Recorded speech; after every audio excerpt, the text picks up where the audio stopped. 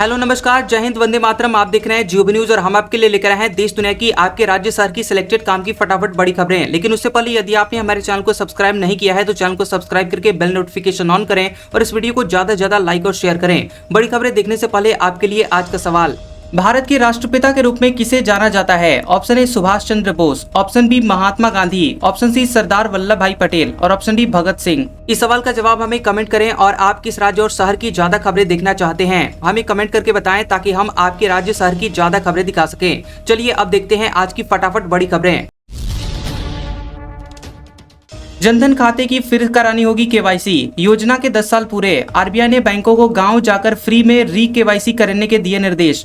बता दें कि रिजर्व बैंक ऑफ इंडिया यानी आरबीआई ने 3 बदलाव की घोषणा की है। ये बदलाव Jan Dhan scheme, dead account holders claim और यहाँ निवेश से जुड़े हुए हैं। मॉनेटरी पॉलिसी कमेटी की 4 से 6 अगस्त तक चली मीटिंग में इन बदलावों पर फैसला लिया गया है। आरबीआई के गवर्नर संजय मल्होत्रा ने 6 अगस्त को इसकी जानकारी दी है। जनधन योजना के लिए विशेष अभियान, जनधन योजना को 10 साल पूरा हो चुके हैं और इसके बाद बहुत सारे अकाउंट होल्डर्स को अपना केवाईसी अपडेट करना होगा। इसे देखते हुए आरबीआई ने बैंकों को 1 जुलाई से 30 सितंबर तक ग्राम पंचायत स्तर पर विशेष कैंप लगाने का निर्देश दिया गया है। इन कैंपों में लोग अपना री केवाईसी करवा सकेंगे, नए खाते खुलवा सकेंगे और प्रधानमंत्री सुरक्षा बीमा योजना जैसी सरकारी योजनाओं की जानकारी भी ले सकेंगे। जिन खातों को 2014-15 में खोला गया था उनके होल्डर्स को री केवाईसी करवानी होगी, क्योंकि इन खातों की केवाईसी वैधता 10 साल की है। अकाउंट को एक्टिवेट रखने के लिए ये प्रक्रिया जरूरी है। बैंक खातों को सही दस्तावेजों के साथ लिंक करने और किसी भी तरह की फ्रॉड से बचने के लिए बैंक री केवाईसी प्रोसेस कर रहे हैं।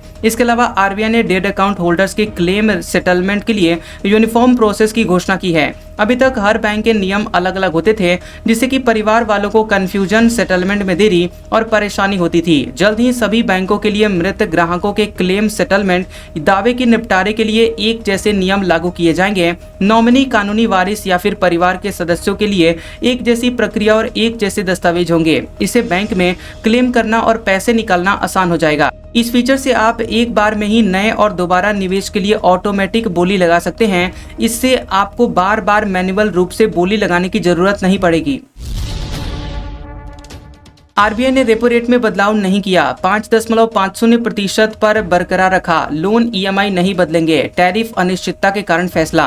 भारतीय रिजर्व बैंक यानी आरबीआई ने इस बार रेपो रेट में बदलाव नहीं किया है। इसे 5.5% पर जस का तस रखा गया है, यानी कि लोन महंगे नहीं होंगे और आपकी ईएमआई भी महंगी नहीं होगी। बता दें कि यहाँ आरबीआई ने जून में ब्याज दर 0.50% घटाकर 5.5% किया था। ये फैसला मॉनेटरी पॉलिसी कमेटी की 4 से 6 अगस्त तक चली मीटिंग में लिया गया। आरबीआई गवर्नर संजय मल्होत्रा ने 6 अगस्त को इसकी जानकारी दी है। आरबीआई गवर्नर ने कहा कि कमेटी के सभी मेंबर्स ब्याज दरों में स्थिर रखने के पक्ष में थे।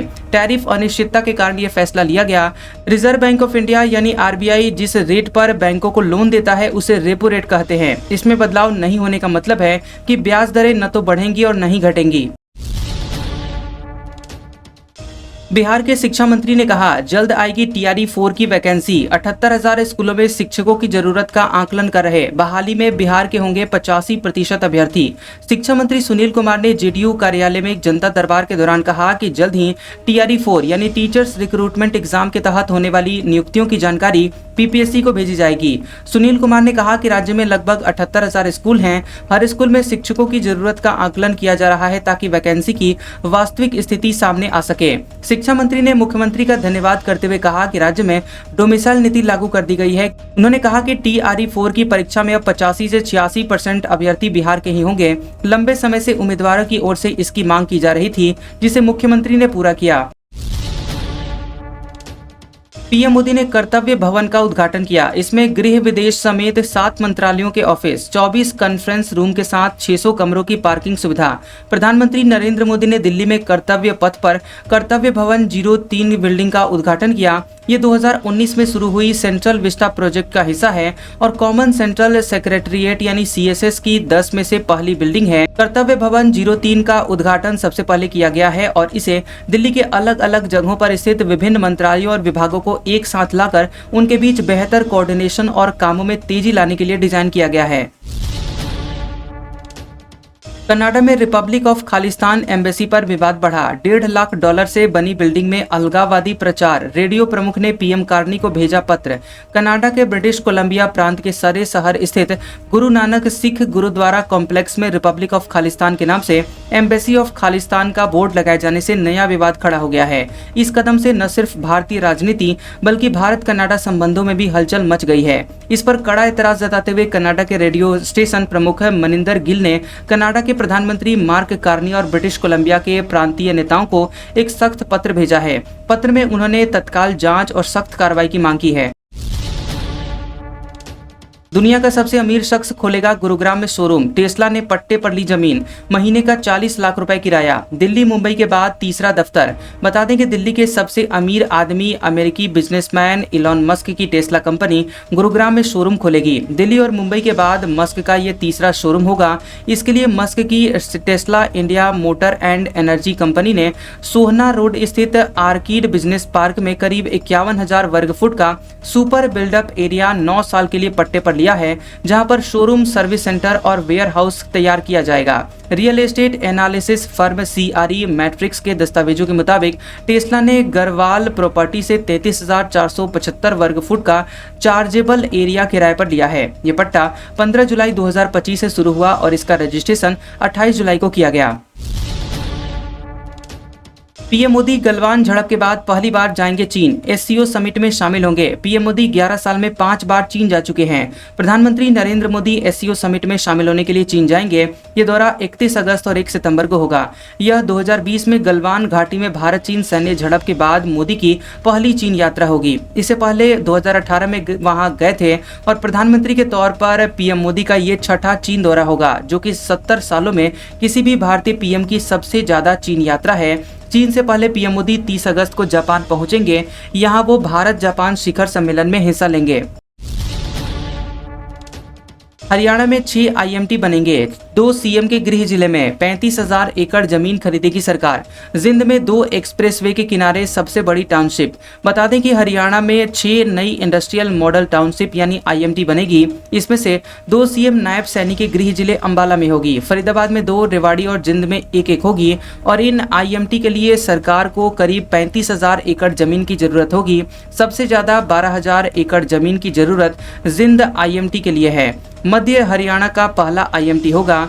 पूर्व में किसानों के विरोध को देखते हुए प्रदेश सरकार जबरदस्ती अधिग्रहण करने की बजाय भूमि मालिकों की मर्जी से जमीन लेगी। जमीन बेचने के इच्छुक किसान खुद हरियाणा राज्य औद्योगिक विकास निगम की ई-भूमि पोर्टल पर पेशकश कर सकते हैं। इसके लिए 31 अगस्त तक आवेदन होंगे।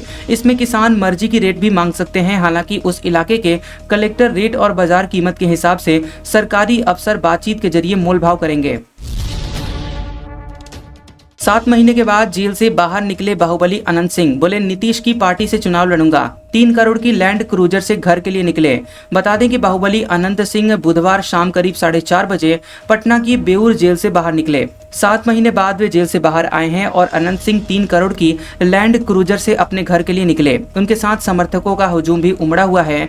जेल से बाहर निकलते ही अनंत सिंह ने कहा कि मैं नीतीश कुमार जी की पार्टी JDU से चुनाव लड़ूंगा। उन्होंने बिहार का बहुत विकास किया है। नीतीश जी अभी 25 साल और रहेंगे। कौन क्या कह रहा है, हमको इससे कोई मतलब नहीं है। विरोधी कभी किसी की तारीफ करते हैं क्या? मोहन भागवत बोले दुनिया को विविधता अपनाने वाले धर्म की जरूरत, जैसे कि हिंदू धर्म। कहा आम लोगों ने भी धर्म के लिए बलिदान किया। राष्ट्रीय स्वयंसेवक संघ यानी RSS के सरसंघचालक मोहन भागवत ने कहा कि दुनिया को उस धर्म की जरूरत है जो कि विविधताओं को अपनाए, जैसे कि हिंदू धर्म। उन्होंने कहा कि धर्म और हमें अपनापन और विविधताओं को स्वीकार करना सिखाता है। भागवत ने कहा कि हम विविध हैं लेकिन अलग नहीं हैं। अंतिम सत्य ये है कि हम अलग दिख सकते हैं लेकिन वास्तव में हम एक ही हैं। वे नागपुर में धर्म जागरण न्यास के नए कार्यालय के उद्घाटन समारोह में बोल रहे थे। तमिलनाडु CM के नाम वाले कार्यक्रम को सुप्रीम कोर्ट ने दी मंजूरी। याचिकाकर्ता पर 10 लाख रुपए का लगाया जुर्माना। सुप्रीम कोर्ट ने तमिलनाडु सरकार के उंगालुडन स्टालिन यानी स्टालिन आपके साथ कार्यक्रम को मंजूरी दी है। कोर्ट ने इस कार्यक्रम के खिलाफ मद्रास हाईकोर्ट में लंबित याचिका को खारिज कर दिया। इसके साथ ही याचिकाकर्ता पर 10 लाख रुपए का जुर्माना भी लगाया गया है। दरअसल उंगालुडन स्टालिन तमिलनाडु सरकार की स्वास्थ्य योजनाओं का लाभ लोगों तक पहुंचाने के लिए विशेष कैंप लगाने की योजना है। इसके खिलाफ मद्रास हाईकोर्ट में AIADMK सांसद CV षणमुगम ने याचिका दाखिल की थी। षणमुगम ने कहा था कि मुख्यमंत्री स्टालिन के नाम से सरकारी कार्यक्रम का नाम रखना नियम विरुद्ध है। मद्रास हाईकोर्ट ने इस कार्यक्रम पर रोक लगा दी थी। इसके खिलाफ तमिलनाडु सरकार और DMK पार्टी सुप्रीम कोर्ट पहुंची थी। दिल्ली में महिला सांसद की चेन छीनने वाला हुआ गिरफ्तार, पुलिस बोली आरोपी के खिलाफ चोरी झपटमारी से जुड़े हुए 26 केस, जमानत पर बाहर था। दिल्ली पुलिस ने कांग्रेस सांसद R सुधा की गर्दन से 30 ग्राम सोने की चेन छीनने वाले आरोपी को गिरफ्तार कर लिया है। आरोपी की पहचान 24 साल के सोहन रावत के रूप में हुई है। पुलिस ने उसके पास से सांसद की चेन और वो स्कूटर जब्त की है जिससे उस घटना को अंजाम दिया गया। पुलिस ने बताया कि CCTV फुटेज के आधार पर आरोपी की गतिविधियों पर नजर रखने के बाद उसे गिरफ्तार कर लिया गया। रावत पर पहले से 26 आपराधिक मामले दर्ज हैं, जिनमें से ज्यादातर चोरी और झपटमारी से जुड़े हुए हैं। उसे अप्रैल में गाड़ी चोरी के एक मामले में गिरफ्तार किया गया था। वो 27 जून को जमानत पर बाहर आया था। CJ बोले 11 अगस्त से मेरी अदालत में अर्जेंट सुनवाई नहीं, सीनियर वकीलों को मनाही, जूनियर वकील अर्जी दाखिल कर सकते हैं। Chief justice of India CJ BR Gavai ने कहा कि 11 अगस्त से उनकी अदालत में सीनियर वकील अर्जेंट सुनवाई की मांग नहीं कर सकते। हालांकि जूनियर वकीलों को इसमें छूट दी गई है। गवई ने कहा कि कम से कम मेरी अदालत में तो इसका पालन किया जाएगा। उन्होंने कहा कि सुप्रीम कोर्ट के बाकी के जस्टिस को भी इस प्रथा को अपनाना चाहिए। आमतौर पर वकील दिन की कार्यवाही की शुरुआत में अर्जेंसी का हवाला देकर जस्टिस के सामने केस की तत्काल सुनवाई की मांग करते हैं और इससे पहले से लिस्टेड मामले छूट जाते हैं। बता दें कि 14 मई को शपथ लेने के बाद CJ गवई ने वकीलों की तरफ से अर्जेंट सुनवाई के लिए मौखिक जानकारी देने की प्रथा को फिर से शुरू कर दिया था, जबकि उनसे पहले जस्टिस संजीव खन्ना ने इसे बंद करवा दिया था। जस्टिस खन्ना के कार्यकाल में वकीलों को मौखिक जानकारी के बजाय ईमेल या लिखित में जानकारी देनी होती थी। वडोदरा पुल हादसा, 28 दिन बाद हटाया जा सका फंसा हुआ टैंकर, मरीन बलून टेक्निक का इस्तेमाल हुआ। टूटे हुए पुल से नदी में गिरने से गई थी 22 लोगों की जान। बता दें कि गुजरात के वडोदरा में महिसागर नदी के ब्रिज पर फंसे हुए टैंकर को आखिरकार 27 दिनों बाद निकाल लिया गया है। यह टैंकर 9 जुलाई को ब्रिज टूटने के दौरान यहीं फंसा रह गया था। वहीं टैंकर में केमिकल भरा हुआ था। कई वाहन नदी में गिर गए थे और इस हादसे में 22 लोगों की जानें गई थी। टैंकर का अगला हिस्सा ब्रिज के टूटे हुए स्लैब पर फंसा हुआ था, आधा हिस्सा ऊपर था और इस वजह से उसे खींचने में दिक्कत हो रही थी। यही कारण था कि ब्रिज पर भारी मशीनरी का इस्तेमाल नहीं किया जा सकता था। इसके बाद जिम्मेदारी पोरबंदर की विश्वकर्मा कंपनी की मरीन इमरजेंसी रिस्पांस टीम को दी गई। इसे बलून टेक्निक की मदद से उस टैंकर को वहां से बाहर निकाला गया। कुबेरेश्वर धाम आए 2 और श्रद्धालुओं की जान गई, 3 घायल। पंडित प्रदीप मिश्रा निकाल रहे कांवड़ यात्रा, 2 दिन में 4 लोगों की जाने गई। सीहोर में पंडित प्रदीप मिश्रा के कुबेरेश्वर धाम में कांवड़ यात्रा में शामिल होने आए 2 लोगों की जाने चली गई। मृतकों के नाम 50 वर्षीय चतुर सिंह और पिता भूरा सिंह पंचवाल गुजरात और 65 वर्षीय ईश्वर सिंह रोहतक हरियाणा के निवासी हैं। बताया जा रहा है कि एक व्यक्ति की जान कुबेरेश्वर धाम में अचानक चक्कर खाकर गिरने से हुई है, जबकि दूसरे व्यक्ति की जान एक होटल के सामने खड़े खड़े गिर जाने से हुई। वहीं हरियाणा की सुनीता नाम की एक महिला कांवड़ ले जाते समय भोपाल इंदौर हाईवे पर गिरने से घायल हो गई। कुबेरेश्वर धाम में मथुरा से आई पूजा सैनी नाम की एक महिला की भी गिरने से जख्मी हो गई। नागपुर की मनीषा भी अचानक से धाम में बेहोश हो गई, उन्हें अस्पताल में भर्ती किया गया। महिला अफसरों को सेना में परमानेंट जॉब आखिर क्यों नहीं, दिल्ली हाईकोर्ट का सरकार से सवाल। CDS एग्जाम में महिलाओं से सिर्फ OTA में आवेदन मांगे। बता दें कि दिल्ली हाईकोर्ट ने महिलाओं को CDS यानी कंबाइंड डिफेंस सर्विसेज परीक्षा के लिए भारतीय सैन्य अकादमी IMA, नौसेना अकादमी INA और वायुसेना अकादमी AFA में शामिल न करने को लेकर केंद्र सरकार से जवाब मांगा है। हाईकोर्ट के मुख्य न्यायाधीश देवेंद्र कुमार उपाध्याय की बेंच ने कहा कि महिला अफसरों को सेना में परमानेंट जॉब नहीं मिल रही है। यह मामला गंभीर है और केंद्र सरकार को इसका जवाब देना होगा। अगली सुनवाई नवंबर 2025 में होगी। धराली त्रासदी, 5 लोगों की जान गई, 1 शव बरामद, 11 जवानों का रेस्क्यू, 100 से ज्यादा लापता। केरल के 28 टूरिस्ट का भी सुराग नहीं मिला। बता दें कि उत्तराखंड के उत्तरकाशी में बादल फटने से प्रभावित इलाकों धराली, हर्षिल और सूखी टॉप में सर्च ऑपरेशन जारी है। त्रासदी में अब तक 5 लोगों की जानें जा चुकी हैं। 100 से ज्यादा लोग लापता हैं। एसडीआरएफ, एनडीआरएफ, आईटीबीपी और आर्मी बचाव कार्य में जुटे हुए हैं। आईटीबीपी के प्रवक्ता कमलेश कमल ने बताया कि 400 से ज्यादा लोगों का रेस्क्यू किया गया। 100 से ज्यादा लोग अभी भी फंसे हुए हैं। सेना के 11 लापता जवानों का रेस्क्यू कर लिया गया है। राहुल गांधी बोले, ट्रंप धमका रहे, मोदी सामना नहीं कर पा रहे। अडानी के खिलाफ चल रही अमेरिकी जांच से उनके हाथ बंधे हुए हैं। कांग्रेस सांसद राहुल गांधी ने कहा कि पीएम नरेंद्र मोदी ट्रंप की धमकियों के सामने खड़े नहीं हो पा रहे हैं। इसकी वजह यह है कि अडानी के खिलाफ अमेरिकी जांच चल रही है। ऐसे में मोदी के हाथ बंधे हुए हैं। मोदी का एए यानी अडानी अंबानी के साथ क्या संबंध है, ये उजागर हो चुका है। पिछले साल अमेरिका में अडानी समेत 8 लोगों पर अरबों रुपए की धोखाधड़ी के आरोप लगे थे और अमेरिकी अटॉर्नी ऑफिस आरोप पत्र के मुताबिक अडानी की कंपनी ने भारत में रिन्यूएबल एनर्जी के प्रोजेक्ट गलत तरीके से हासिल किए थे। इसके लिए सरकारी अधिकारियों को रिश्वत दी गई थी। इसकी जांच जारी है। गोरी हो या काली, महिलाओं को मिलेंगे हर महीने 2500 रुपए। औरंगाबाद में राहुल गांधी की माई बहन योजना पर जारी किया वीडियो तो कांग्रेस के विधायक पर दर्ज हो गई एफआईआर। बिहार के औरंगाबाद में एक वीडियो वायरल है जिसपे कथित तौर पर महिलाओं को हर महीने 2500 रुपए देने का वादा किया जा रहा है। वीडियो में एक पैम्पलेट दिख रहा है जिस पर राहुल गांधी, प्रियंका गांधी के साथ कांग्रेस प्रदेश अध्यक्ष राजेश राम की फोटो है। पॉम्पलेट पर मोबाइल नंबर के साथ लिखा है, महागठबंधन सरकार बनने के बाद योजना का फायदा लेने के लिए अभी मिस्ड कॉल करें। वीडियो में एक युवक भी दिख रहा है जिसमें वो कह रहा है कि माई बहन योजना का फॉर्म भरने वाली सभी महिलाओं को प्रत्येक महीने 2500 रुपए मिलेगा। चाहे गोरी हो या काली, हर लड़की इस फॉर्म को भर सकती है।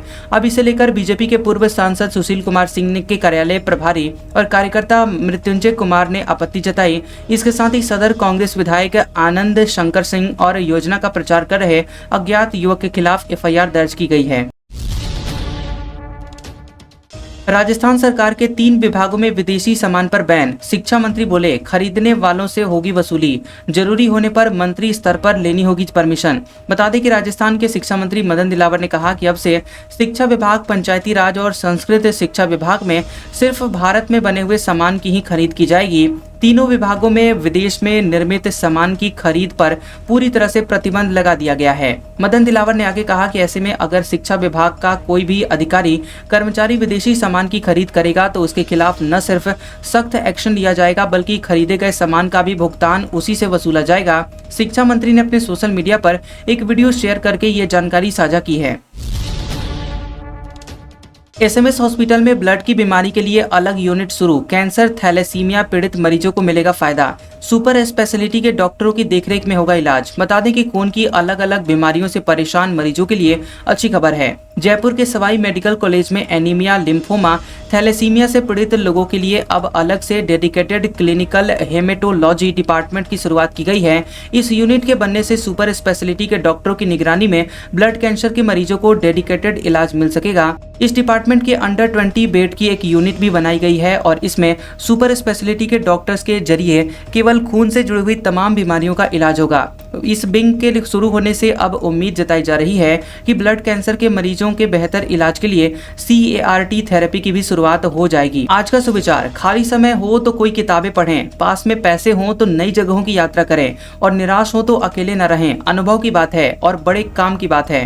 कैसा लगा ये वीडियो हमें कमेंट सेक्शन में जरूर बताएं। वीडियो पसंद आया हो तो वीडियो को लाइक और शेयर करें और ऐसी इंटरेस्टिंग वीडियोस देखने के लिए हमारे चैनल GOB न्यूज को सब्सक्राइब करें और बेल आइकॉन को दबाएं। और हमारे ओल्ड और लेटेस्ट वीडियोस देखने के लिए हमारे प्लेलिस्ट और कम्युनिटी टैब को जरूर चेक करें। तो मिलते हैं अगले वीडियो में, तब तक के लिए आपका शुक्रिया।